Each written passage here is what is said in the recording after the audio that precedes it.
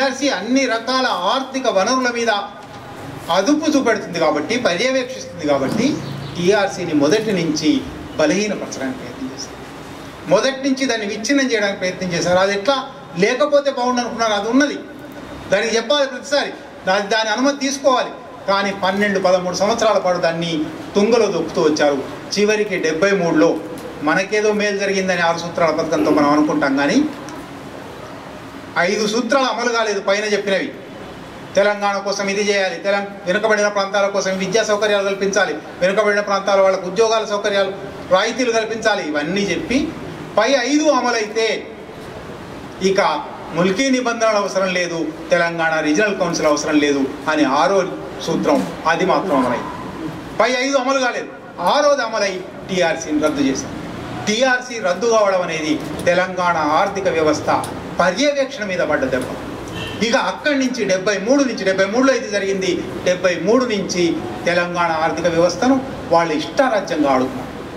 తెలంగాణ ఆర్థిక వ్యవస్థను చిన్నాభిన్నం చేయడానికి, తెలంగాణ ఆర్థిక వ్యవస్థ మూలుగులు పీల్చడానికి, తెలంగాణ ఆర్థిక వ్యవస్థ ఎంత సంపన్నమైనదో తెలుసు కనుక ఆ సంపదనంతా ఆక్రమించడానికి ప్రతి ఒక్క ప్రయత్నం చేశారు. కనుక పోస్ట్ 73 చాలా ముఖ్యమైనది తెలంగాణకు సంబంధించి.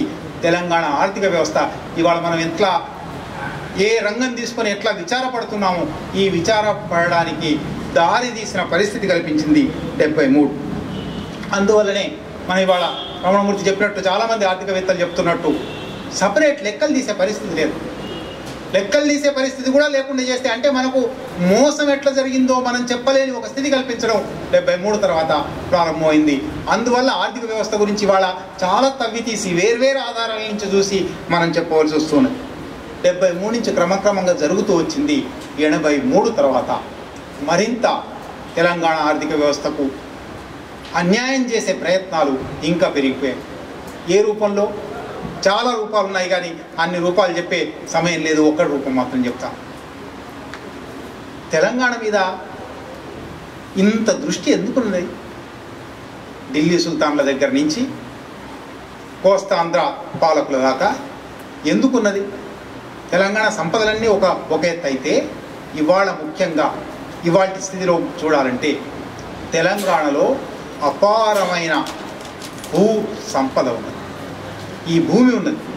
ఈ భూమి 48 వరకు, 49 ఫిబ్రవరి వరకు నిజాం రాజుగారి ఆస్తిగా ఉంది. ఈ రాజుగారి ఆస్తిగా ఉండడం కూడా అధికారికంగా చట్టబద్ధంగా హైదరాబాద్ రాజ్యంలోని 5 కోట్ల ఎకరాలలో 50 లక్షల ఎకరాలు ఆయన సొంత ఖర్చులకు, ఆయన సాదర్ భూమి, సర్ఫెఖాస్ 50 లక్షల ఎకరాల సర్ఫెఖాస్ భూమి. ఈ 50 లక్షల ఎకరాల్లో మొత్తం హైదరాబాద్ రాజ్యం అయితే తెలంగాణ జిల్లాలో మొత్తం రాజ్యంలో 1900 గ్రామాలు ఉండేవి. తెలంగాణలో ఈ 10 జిల్లాలలో 900 గ్రామాలు సర్ఫెఖాస్ కింద ఉండేవి. ఈ 900 గ్రామాల్లో కూడా 670 గ్రామాలు కేవలం హైదరాబాద్లో ఉండేవి. అత్రాఫ్ బల్దా అంటారు. ఇవాళ హైదరాబాద్ రంగారెడ్డి అని ఏదైతే అంటున్నామో, లేదా హైదరాబాద్ రంగారెడ్డి, మెదక్, నల్గొండ, కరీంనగర్లో పార్ట్స్ కలిపి ఒక ప్రాంతం ఏదైతే ఉందో, ఈ అత్రఫ్ బల్దాలో 674 సర్ఫెఖాస్ గ్రామాలు ఉంది. అంటే కనీసం 6-7 లక్షల ఎకరాల భూమి హైదరాబాద్లో రాజు సొంత ఆస్తిగా ఉంది. అది 49 ఫిబ్రవరిలో, 48 సెప్టెంబర్లో ఆయనను కూలదోశారు. ప్రభుత్వం, కేంద్ర ప్రభుత్వం సైనిక చర్య జరిపింది. హైదరాబాద్ రాజ్యం మీద దురాక్రమణ జరిపి ఆ రాజు మంచివాడా చెడ్డవాడా, ఆ రాజుతో నేను పోరాడానా, అది వేరే చరిత్ర.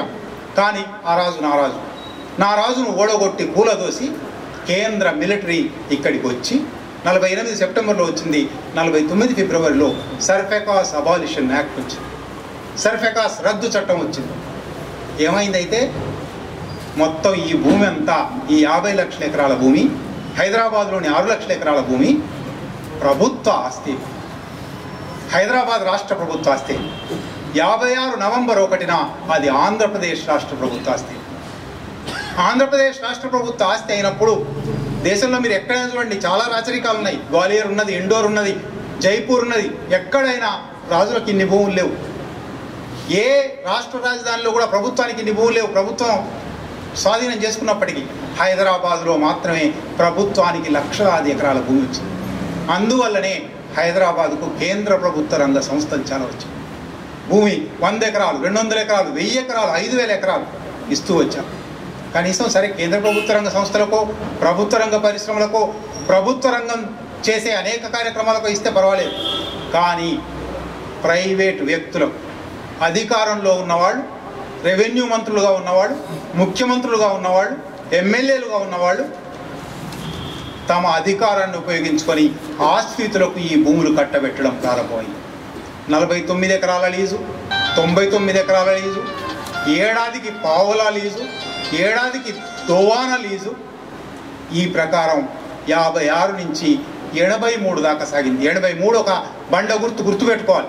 83లో ఎన్టీ రామారావు గారి ప్రభుత్వం వచ్చిన తర్వాత ఈ భూమి మీద కన్నుతోనే ఎన్టీ రామారావు గారి వెనుక ఉన్న సామాజిక వర్గం 83 నుంచి ఈ భూమిని ఆక్రమించడం మొదలుపెట్టింది.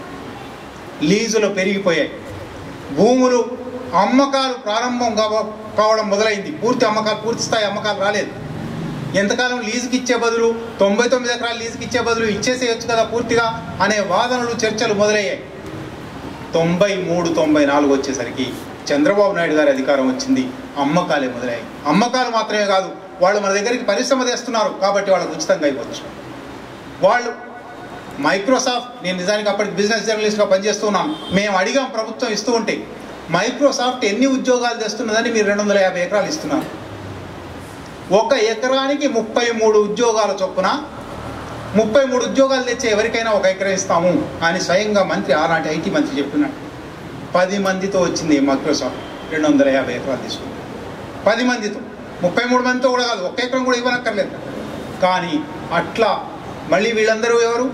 మైక్రోసాఫ్ట్ ఇక్కడ ప్రారంభమైనప్పుడు సరిగ్గా చంద్రబాబు నాయుడు గారు, ఎన్టీ రామారావు గారు ఏ సామాజిక వర్గానికి చెందినవారో ఆ సామాజిక వర్గం నాయకుడే మైక్రోసాఫ్ట్ అమెరికా నుంచి ఇక్కడికి వచ్చి దాన్ని ప్రారంభించారు. మీరు ఒక్కసారి వాళ్ళ Jubilee hills, Madhapur IT city, ఆ ఐటీ లేఅవుట్ వెళ్ళి చూడండి. వరుసగా అదే ఇంటి పేర్లు, అదే సామాజిక వర్గం ఎకరాలు ఆక్రమించున్నారు. 100 ఎకరాలు ఆక్రమించున్నారు.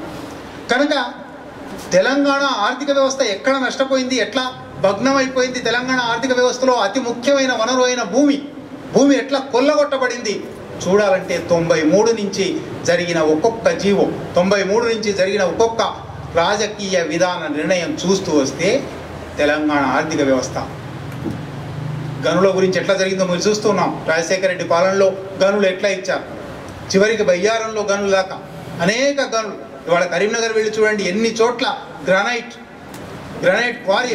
ఒక్కొక్క జిల్లాలో ప్రతి ఖనిజ వనరును కొల్లగొట్టడం, భూమిని కొల్లగొట్టడం, నీటిని కొల్లగొట్టడం, ప్రతి వనరును కొల్లగొట్టి తెలంగాణను ఇవాల్టి దుస్థితికి తీసుకొచ్చారు.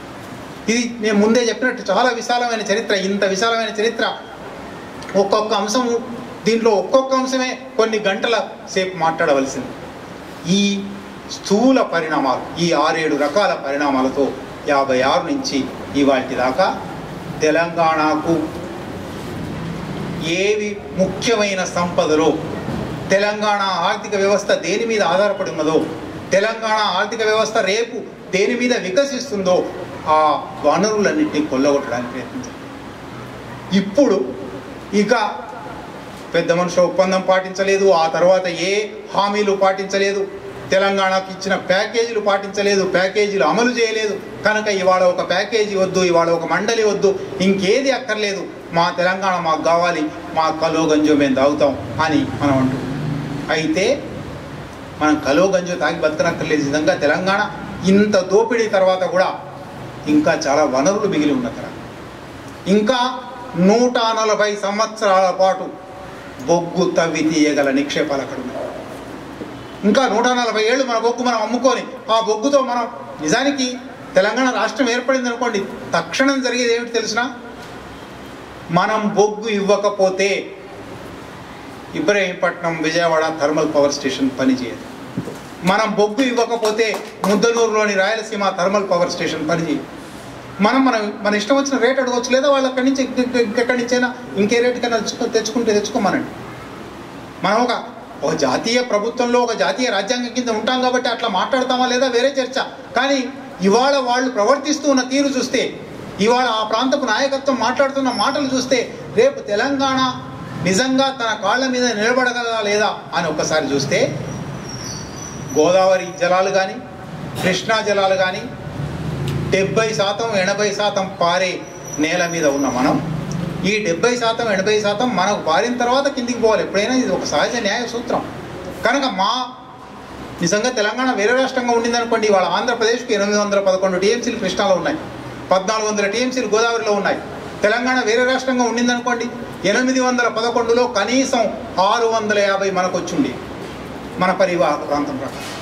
ఈ 1400లో 1150 1200 మనకు వచ్చుండి. ఇవాళ వచ్చున్నాయా? రేపు విడిపోతే ఇప్పటికే వాళ్ళు కట్టేసుకున్నారు కాబట్టి, కట్టి ఉన్నాం కనుక మేము మాకు ఇవ్వకపోతే ఎట్లా అంటారు? నిజానికి మనకు ఆ వాటా కూడా రాదు. అయినా సరే దాంట్లో 400 వచ్చినా దీనిలో 700 వచ్చినా తెలంగాణ సస్యశాలం. దాంట్లో 700 దీనిలో 400 1100 టీఎంసీలు వచ్చినా 1,10,00,000 ఎకరాల నికర సాగు.